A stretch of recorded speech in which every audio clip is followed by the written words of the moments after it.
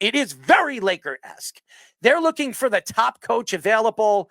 And obviously, a guy like Danny Hurley, and everybody knows what I feel about the Hurley family. I think they're great coaches, from Bobby to Danny to his father.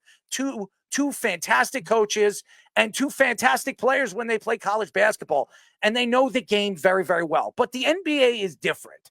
The NBA, you have the best of the best players. You're not teaching boys, you're teaching men.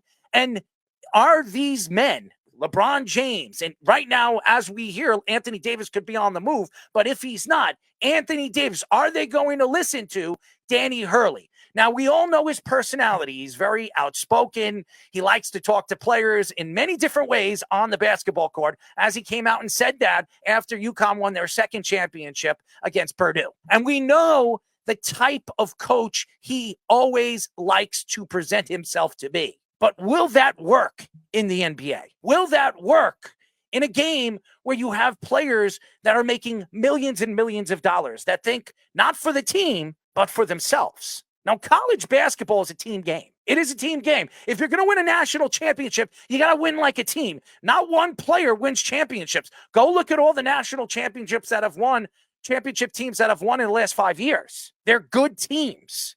Not one good player. They're always, every single one of those teams have a great player, but it's not, the offense is not run all through him. You need an all-around team to win a championship, to win a national championship. And the coaches have a lot to do with those national championships. In the NBA, you don't need a great coach to win a championship. You need two great players and a very good bench. That's the way to win a championship.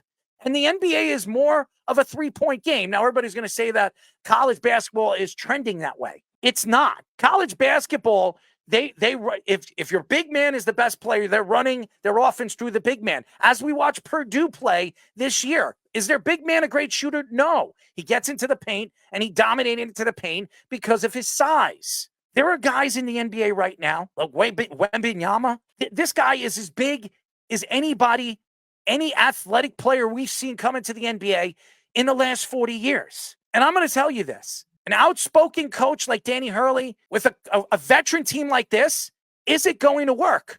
Now, if you remember Shaquille O'Neal and Kobe Bryant, before Phil Jackson came, it didn't work. It didn't work because you have too many personalities. When Phil Jackson came in, it changed everything. He brought the team together. He ran the triangle through the big man, the first two championships, and then it transitioned through Kobe Bryant. Hurley is a different personality. Now, if you look at Phil Jackson, he was a player's coach. He's a guy that wasn't really outspoken. As a matter of fact, if you watch The Last Dance, a lot of those guys, Michael Jordan, Scottie Pippen, even Dennis Rodman, they loved him. Why? Because he was like a father figure. Danny Hurley is not that type of coach. Danny Hurley, like I said, speaks the way he wants to speak, feels the way he wants to feel, does what he wants to do. Does that work in the NBA? Well, let's go to coaches that have come from college that have not worked. And there are many different guys we can go into that we can point fingers at and say, hey, it just doesn't work. Speedy, you know one coach, and we speak very highly of him, and the Chicago Bulls have him right now. You know what I'm talking about, right? Billy Donovan. Where's he from, Speedy? Florida. But where's he from? Long Island. Long Island originally. He's from Long Island, okay? He came into the NBA. Everybody thought a two-time world champion, college champion, Billy Donovan. He is going to take this Chicago Bulls to higher heights. He also was there before he was with the Chicago Bulls. He was with Oklahoma. It didn't work over there. That was a veteran team that it just didn't work with Russell Westbrook and those type of players. It just didn't work over there. So he decided to step away. He wanted to go to a younger team. He went to the Chicago Bulls. They were a fairly young team.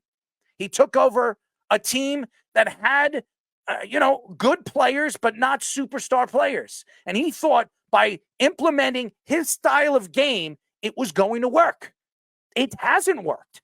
Then you bring in veteran guys like DeRozan, he's never won a championship, but has been a fairly good player in the NBA that can run his style of defense. And Billy Donovan loves to play that top of the key type of pressure defense. It has not worked in the NBA. How long is it going to be with the Chicago Bulls when the Chicago Bulls decide that Billy Donovan isn't the answer. That's just one.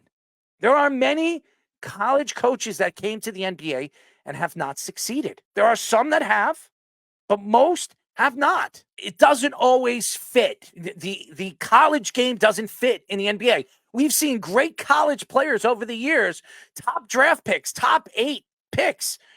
We know a bunch of them came from the Knicks. They are not successful in the NBA because it doesn't transition in the NBA. You have to be athletic. You have to be able to shoot now. And you're going to have to be able to shoot free throws, which a lot of these college players don't know how to do when they come to the NBA. It's been a big problem. If you go look at the last 3 years of some of the top guards that have come from college basketball into the NBA, they're not very good free throw shooters.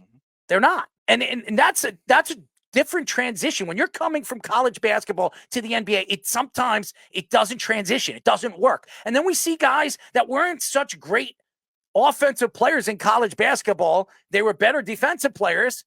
And we all know Donovan Mitchell wasn't a great offensive player in college basketball. When he came and he was drafted by Utah, he was a different player. He was a different player. His game transitioned in the NBA. The style of game, the athletic part of the game, because you need that athleticism to succeed in the NBA.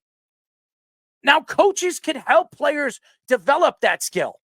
Is Danny Hurley the guy to develop skills from a bunch of veteran players? I don't know. And Danny Hurley fits better going to an organization as a bunch of young players. Right. If he thought, hey, you know what, Charlotte's offering me a job, offer me a must-sign contract where I'm getting 15, 16 million a year, then I would leave UConn to go and coach Charlotte. You have LaMelo Ball. You have a bunch of young players over there, and you're going to have top-end draft picks for the next 3 years because you're going to suck. You're going to a team that's expected to win tomorrow with LeBron James, who wants $60 million a year. 60. Anthony Davis, you don't know if you want to keep him or you want to throw him out to the dogs. Who's your other guy? You have a point guard that can't shut his mouth on and off the court. Gets himself into trouble. Probably won't be there next year. You have some young players, some of them that you probably wouldn't start or you wouldn't even put as your 6th or 7th man on another roster. If the Pelicans had a job open, I would take that job. I am going to go. If I'm Danny Hurley, I want to go to a team that I can help build up to a championship contender. What about Cleveland? Cleveland's another team. Yeah. If Cleveland's interested in bringing me in, I definitely look at Jared Allen. I mean, he's a young player. Karis LeVert, another young player. Donovan Mitchell, still fairly young in the prime of his career.